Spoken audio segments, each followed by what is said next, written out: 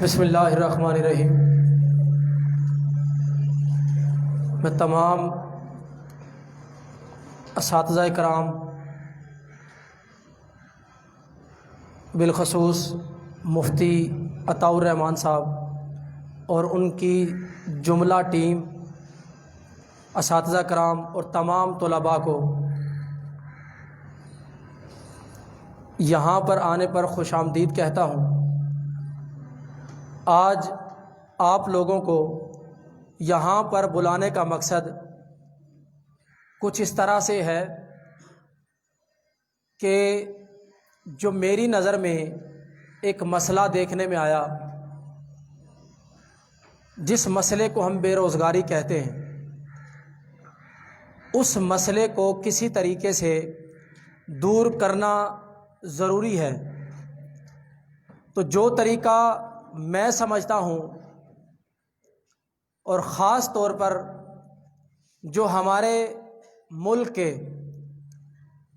علماء کرام ہیں، امام مسجد ہیں، قاری حضرات ہیں، حافظ قرآن ہیں، ان سب کے لیے سب سے بڑا مسئلہ یہ ہوتا ہے کہ وہ قرآن پاک جیسی کتاب جو تمام کتابوں کی رہنمائی کرتی ہے، تمام کتابیں جس کتاب سے نکلتی ہیں، تمام علوم جس کتاب سے نکلتا ہے، اس کتاب کے علم کو حاصل کرنے والے محروم رہ جاتے ہیں۔ علم تو اللہ ان کو دے دیتا ہے، علم سب سے زیادہ جس نے قرآن کا علم پڑھا، سب سے زیادہ علم اسی کے پاس ہے۔ صرف مسئلہ یہ ہے کہ ہم نے اس علم کو کبھی صحیح طریقے سے سمجھا نہیں۔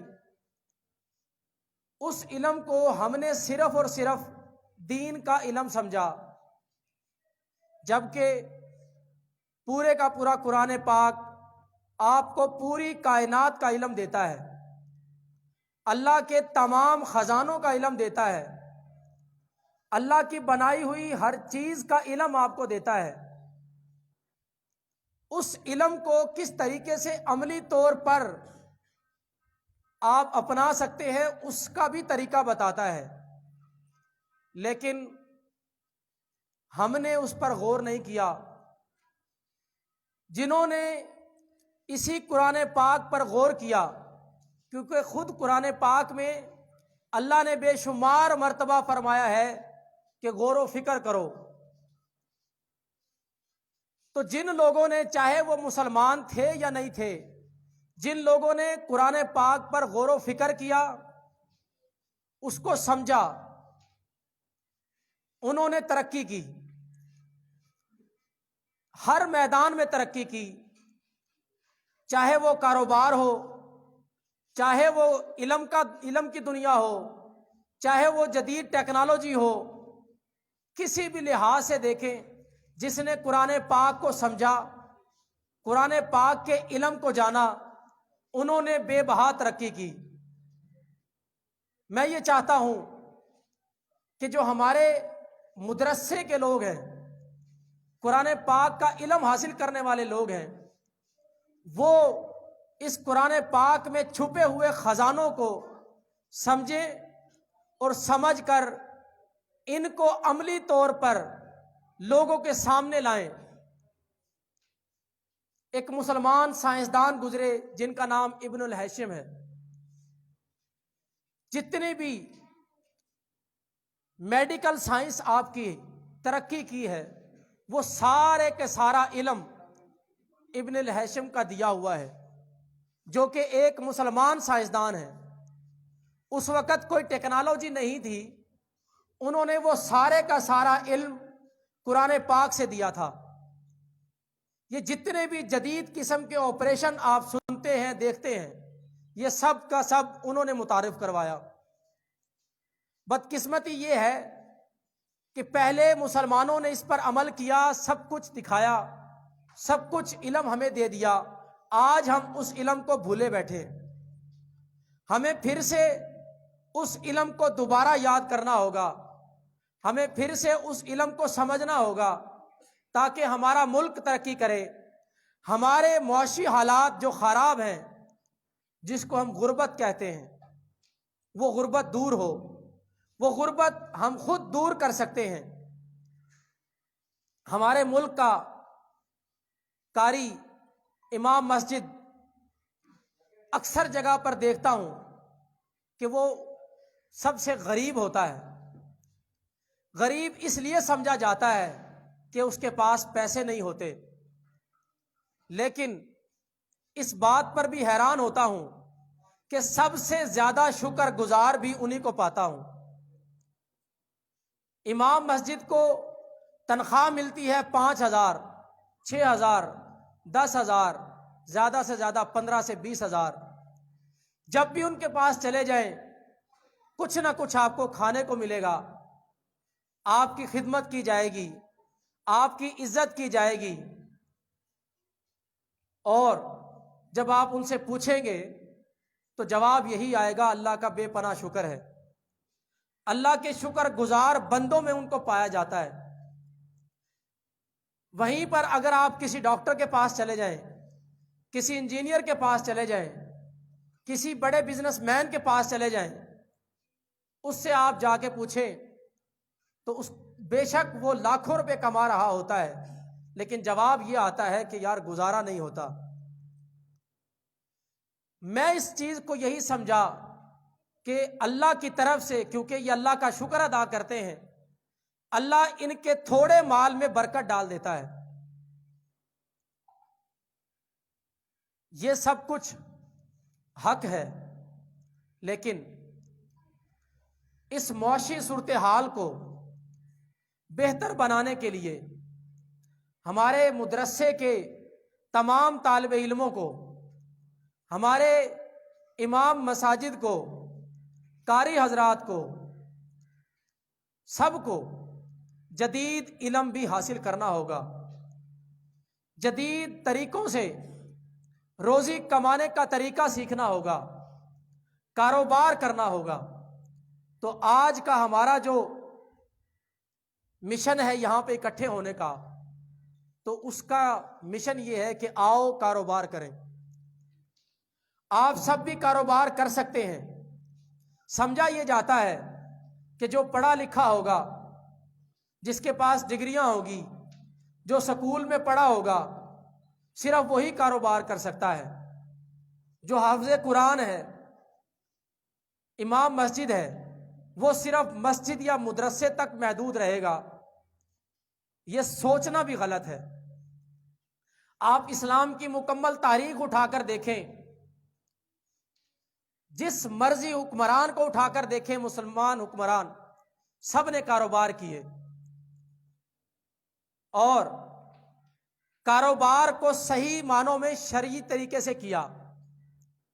ابھی آج ہی قاری صاحب کے ساتھ میری ملاقات ہوئی، وہ بتا رہے تھے کہ جب پہلے کوئی کاروبار کرتا تھا تو اس سے پوچھا جاتا تھا کہ کیا اس کو شریعت کے تمام اصول و ضوابط کاروبار کرنے کے لیے پتہ ہے. اگر پتہ ہوتے تھے تو اس کو کاروبار کی اجازت ہوتی تھی، اگر معلوم نہیں ہوتا تھا تو اس کو کاروبار کی اجازت نہیں ہوتی تھی. تو اگر آج ہم دیکھیں تو یہ کاروبار کے لحاظ سے یا کاروبار کرنے کے لیے شرعی اصول و ضوابط ہم دنیا داروں کو نہیں پتہ، لیکن آپ جیسے علماء کرام، قرآن کا علم حاصل کرنے والے، ان سب کو بخوبی پتہ ہے. اور میں یہ سمجھتا ہوں کہ اگر یہی کاروبار جہاں پر ہم جیسے لوگ کرتے ہیں، جن کو شریعت کے تمام اصول و ضوابط کا علم نہیں، وہ ہو سکتا ہے 10 روپے والی چیز کو 50 روپے میں یا 100 روپے میں سیل کرتے ہوں، اور مہنگائی اسی وجہ سے بڑھ رہی ہو. اگر آپ لوگ کاروباری دنیا میں آئیں، کیونکہ سب سے زیادہ ایماندار لوگ آپ لوگ ہیں، سب سے زیادہ دیانت دار آپ لوگ ہیں، دین کا علم صحیح معنوں میں آپ لوگوں کو ہے، کاروبار کو شرعی طریقے سے کیسے کرتے ہیں یہ آپ لوگوں کو علم ہے۔ اگر آپ لوگ کاروبار کی دنیا میں آئیں تو کاروبار بھی صحیح معنوں میں چلے گا، برکت بھی صحیح طریقے سے ہوگی، اور کاروبار شرعی طریقے سے اس ملک میں جب ہوگا تو حرام کا کانسیپٹ ختم ہو سکتا ہے، حرام طریقے سے کمانے کا طریقہ ختم ہو سکتا ہے۔ اگر مارکیٹ میں 10 ایماندار لوگ کاروبار کرتے ہوں اور 2 ایمانداری سے کاروبار نہ کرتے ہوں تو ذرا سوچ کر بتائیے، جب 10 ایماندار لوگ کاروبار کر رہے ہیں تو لوگ ان 10 ایمانداروں کے پاس جائیں گے یا 2 بے ایمانوں کے پاس جائیں گے؟ ایمانداروں کے پاس جائیں گے۔ تو ایک ٹائم ایسا آئے گا کہ جو 2 ایمانداری سے کاروبار نہیں کر رہے ہیں ان کو بھی مجبوراً ایمانداری پر آنا پڑے گا، تو 10 روپے کی چیز 10 روپے میں ہی ملے گی، وہ 10 روپے کی چیز 100 روپے میں نہیں ملے گی۔ میں پچھلے 1.5 سال سے اسی میدان میں کام کر رہا ہوں، لوگوں کو مختلف فیکٹریاں لگانا سکھائی ہیں، تو میں نے دیکھا جس چیز کا کام زیادہ چلتا ہے، مارکیٹ میں جس چیز کی ویلیو بڑھنا شروع ہو جاتی ہے اس کے ریٹ 100 گنا بڑھ جاتے ہیں، حالانکہ انویسٹمنٹ وہی رہتی ہے، صرف اس وجہ سے ریٹ بڑھا دیے جاتے ہیں کہ مارکیٹ میں اس کی ویلیو بڑھ گئی ہے، مارکیٹ میں چیز سیل زیادہ ہوتی ہے۔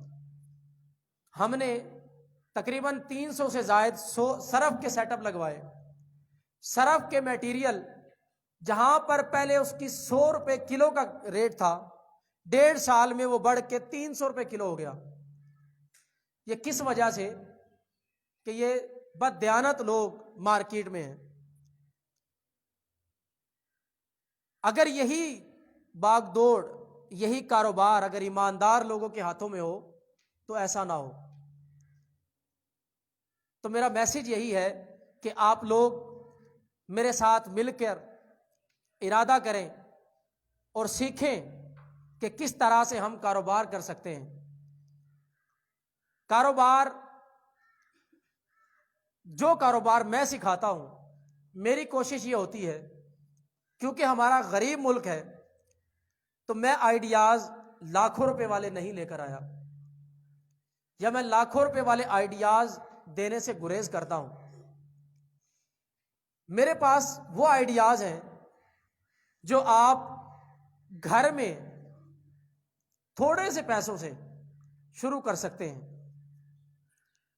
جن میں سے چند ایک کاروبار، چند ایک پروڈکٹ یہاں پہ آج میں آپ کو بنانا سکھاؤں گا، جن میں سرف ہے، ہر گھر کی ضرورت ہے، صابن ہے، ڈش واش ہے، ہینڈ سینیٹائزر ہے، ڈسٹمپر ہے جو پینٹ آپ کرتے ہیں، ایملشن پینٹ، اس طرح کی چیزیں آج میں آپ کو بنانا سکھاؤں گا۔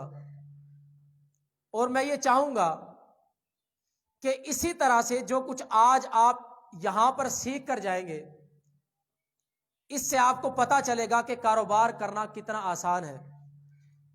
جہاں پر مدرسے میں بچوں کو دینی تعلیم دی جاتی ہے، وہاں پر بچوں کو کاروبار بھی سکھایا جا سکتا ہے۔ وہاں پر ایک چھوٹے سے کمرے میں ایک چھوٹی سی ورکشاپ بنائی جا سکتی ہے۔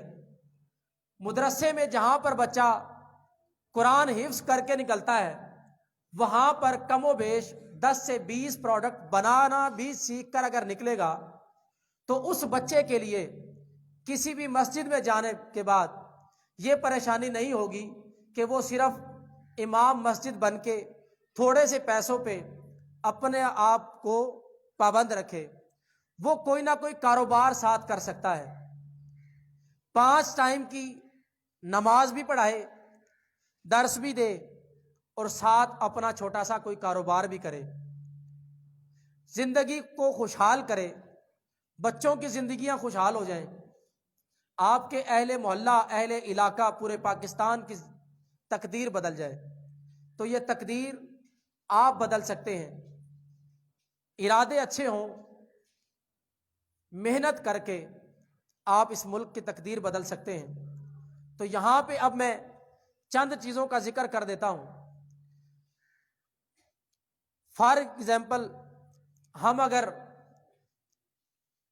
کاروبار کرنا چاہتے ہیں ڈش واش کا، ہر گھر میں برتن دھونے کے لیے صابن کی ضرورت ہوتی ہے. یہ صرف 10,000 روپے میں کاروبار شروع ہو جاتا ہے. یہ یہاں پہ میں آج آپ کو بنا کے بھی دکھاؤں گا. 5,000 روپے میں آپ مارکیٹ سے را میٹیریل لیتے ہیں. 2,000 روپے میں آپ خالی بوتلیں بنی بنائی لیتے ہیں. 1,000 روپے میں سٹیکر چھپواتے ہیں. 1,000 روپیہ پھر بھی آپ کے پاس بچ جاتا ہے. اس کو آپ لیبر کے طور پر بھی استعمال کر سکتے ہیں، جس میں آپ کی 300 بوتلیں ڈش واش کی بنے گی. ایک بوتل پر آپ کو 40 روپے منافع ہوگا. 20 روپے آپ دکاندار کو منافع دے سکتے ہیں، 20 روپے آپ اپنے لیے منافع رکھ سکتے ہیں. اگر ایک دن میں صرف 100 بوتلیں بھی اگر فروخت ہوں تو 2,000 روپے ایک دن میں بچت آتی ہے. اگر آپ مہینے میں 5 چھٹیاں بھی کریں، 25 دن کام کریں تو 50,000 روپے کی بچت آ جاتی ہے. اور یہ ایک انتہائی آسان کام ہے. اگر 50 دکانوں پر بھی آپ اپنی پروڈکٹ کو روٹین کے ساتھ دینا شروع کر دیں تو 100 بوتلیں ایک یونین کونسل میں ہی استعمال ہوتی ہیں. آپ چھوٹے پیمانے پر کاروبار کو شروع کریں، آہستہ آہستہ اس کاروبار کو بڑھائیں اور کامیابی کی طرف چلتے چلے جائیں. اسی طریقے سے آپ سرف کا کاروبار کر سکتے ہیں، ڈش واش کا کاروبار کر سکتے ہیں، ہینڈ واش کا کاروبار کر سکتے ہیں، فیس واش کا کاروبار کر سکتے ہیں، شیمپو بنانے کا کاروبار کر سکتے ہیں، صابن بنا سکتے ہیں، ٹوائلٹ کلینر بنا سکتے ہیں، پینٹ بنا سکتے ہیں، ڈسٹمپر بنا سکتے ہیں، مختلف طرح کے آپ کاسمیٹک کے سامان بنا سکتے ہیں. بے شمار پروڈکٹ ہیں جو آپ بنا سکتے ہیں. یہ تو تھی کیمیکل کی چیزیں. اسی طریقے سے آپ خود استری بنا سکتے ہیں، LED بلب بنا سکتے ہیں، اس طرح کی الیکٹرونکس کی بے شمار چیزیں، پنکھا بنا سکتے ہیں، سولر سسٹم میں جتنی بھی چیزیں یوز ہوتی ہیں وہ سب بنا سکتے ہیں. باقی اسی طریقے سے جو چھوٹی بڑی مشینریاں آپ مارکیٹ سے لیتے ہیں وہ خود بنا سکتے ہیں. ان سب چیزوں کو بنانے کے لیے آپ مدرسوں کے ساتھ ہی ایک چھوٹا سا کمرہ، اس میں ایک ورکشاپ سیٹ کر سکتے ہیں. بچوں کو یہ چیزیں بنانا سکھا سکتے ہیں. چائنا نے ترقی کی صرف اسی وجہ سے.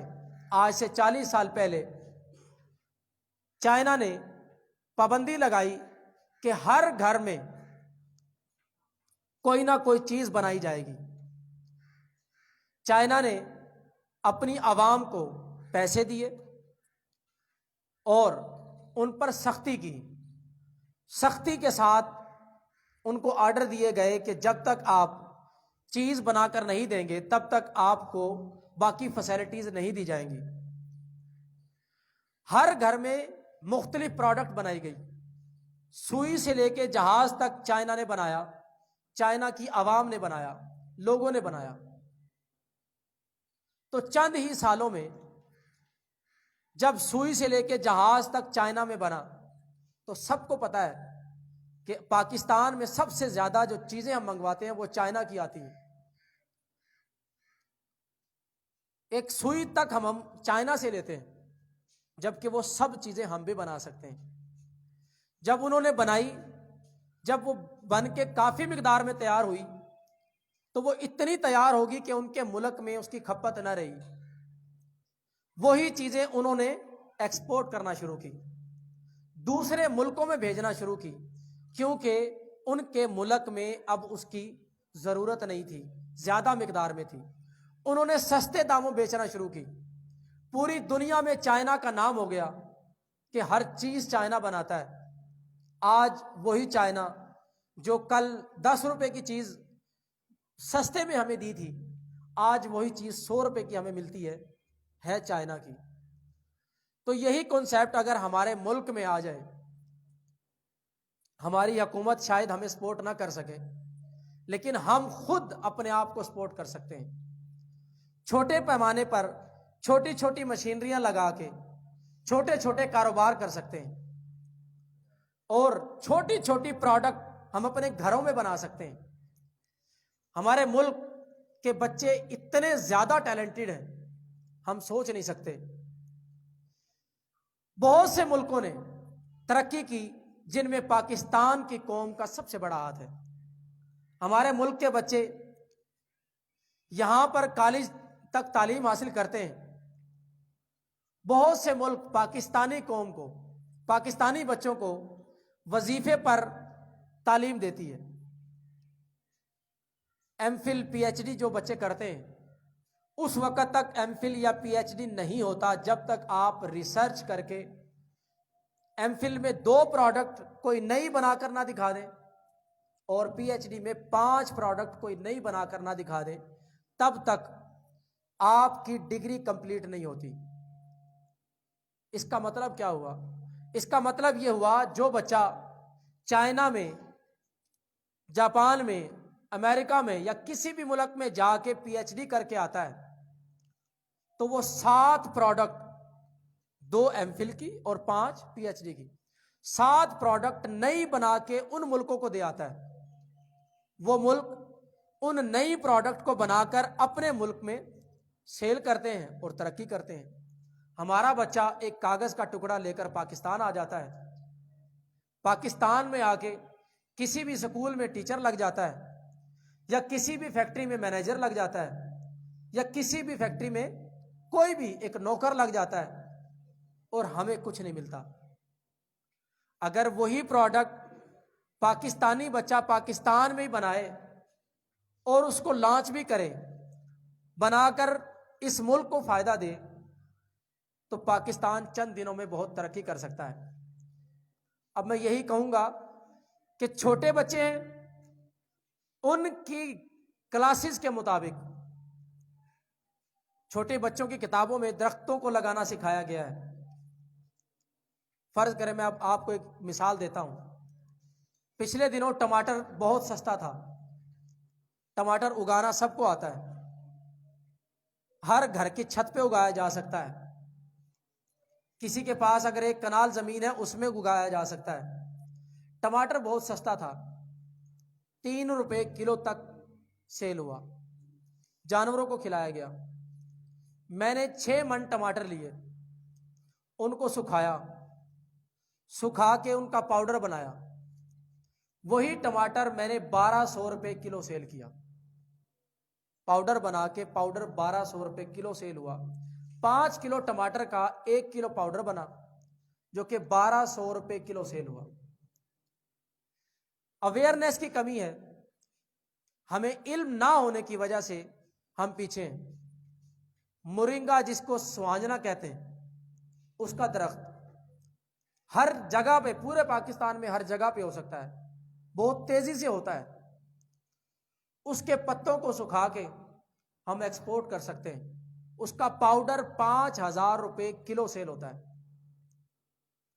اس طرح کے بے شمار آئیڈیاز ہیں جو یہ چھوٹے چھوٹے بچے مدرسوں میں، مدرسے کے باہر یا جہاں پہ خالی جگہ ملتی ہیں، وہاں پر اس طرح کے چھوٹے چھوٹے درخت لگا کے، فائدہ مند درخت، ایلو ویرا، اسی طریقے سے باقی بہت سی چیزیں ہیں جن کو اگا کر ان کو ہم ایکسپورٹ کر سکتے ہیں، پاکستان میں بھی ان کا استعمال بڑھا سکتے ہیں، فائدہ حاصل کر سکتے ہیں۔ یہی چھوٹے چھوٹے بچے اگر ان کو کھلونوں سے شروع کیا جائے، ان کو مختلف پارٹس لا کے دے دیے جائے، اور ان کو کہا جائے کہ پلاسٹک کے چھوٹے چھوٹے کھلونے لا کے دے دیے جائیں، اور ان کو کہا جائے کہ چھوٹی چھوٹی مشینیں بناؤ، تو یہ توڑ جوڑ کے کچھ نہ کچھ بنانا شروع کر دیں گے۔ آہستہ آہستہ ان کو حقیقت کی دنیا میں لایا جائے، اور ان سے مختلف طرح کی مشینریاں بنوائی جائیں، مختلف طرح کے جو ہماری ضرورت کی چیزیں ہیں وہ بنوائی جائیں، تو یہی بچے بہت کارآمد چیزیں بنا سکتے ہیں اور پاکستان کی ترقی میں ایک اہم کردار ادا کر سکتے ہیں۔ تو آج کی بات میں یہیں پہ ختم کروں گا، بس اتنا ضرور کہنا چاہوں گا کہ آپ کو پتہ ہے کہ ٹیکنالوجی کے دور میں، اس ٹیکنالوجی کے دور میں سب سے اہم چیز موبائل ہے۔ ہر گھر میں، ہر ہاتھ میں موبائل آ چکا ہے۔ یہ موبائل ایسی مشین ہے جو پوری دنیا کو سمیٹ کر آپ کے ہاتھوں میں لے آئی ہے۔ اب کوئی بھی علم حاصل کرنا مشکل نہیں رہا، کوئی بھی کاروبار کرنا مشکل نہیں رہا، کوئی بھی چیز بنانا مشکل نہیں رہا۔ آپ موبائل استعمال کریں، انٹرنیٹ کا پیکج کریں، اس پہ یوٹیوب چلائیں۔ یوٹیوب میں آپ جو بھی آپ کے مائنڈ میں آئیڈیا ہے کہ میں یہ کام کرنا چاہتا ہوں، آپ جا کر لکھیں، اس سے متعلق معلومات حاصل کریں اور ان کاموں کو کرنا شروع کر دیں۔ جدید جتنے بھی ٹولز ہیں، جن میں واٹس ایپ ہے، فیس بک ہے، ٹویٹر ہے، لنکڈ ان ہے، ان سب پر اپنے اپنے اکاؤنٹس بنائیں۔ دنیا کو دیکھیں کہ دنیا کس طریقے سے کیا ترقی کر رہی ہے، کون سے کام ہے جو دنیا کرتی ہے اور ہم نہیں کر رہے۔ شریعت کو دیکھتے ہوئے، شریعت میں رہتے ہوئے جو آپ کام کر سکتے ہیں ان پر ضرور آئیں اور ان کاموں کو ضرور کرنا شروع کریں، تاکہ ہم صرف مدرسے تک محدود نہ رہیں، مسجد تک محدود نہ رہیں، بلکہ تجارت کر کے، کاروبار کر کے ہم اپنی زندگیوں کو، اپنے معاشی صورتحالات کو بہتر بنا سکیں۔ تو اب ہم شروع کریں گے پروڈکٹ بنانا۔ تو سب سے پہلے آج میں آپ کو یہاں پہ سرف بنانا سکھاؤں گا۔ سرف کا ایک ایسا کاروبار ہے جو انتہائی آسان ہے۔ اگر آپ یہ سیکھ لیتے ہیں تو آپ مارکیٹ سے میٹیریل لے کے خود اپنے گھر کے لیے بھی بنا کے استعمال کر سکتے ہیں اور اپنا فائدہ کر سکتے ہیں۔ کاروبار کرنا چاہیں اس پہ کاروبار کر سکتے ہیں۔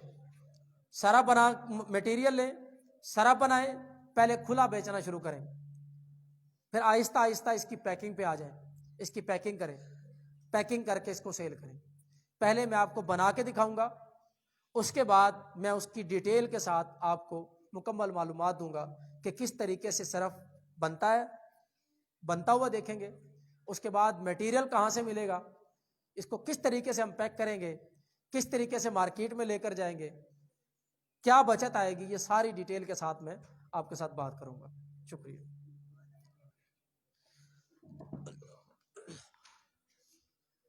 فی الحال بند کر دیں۔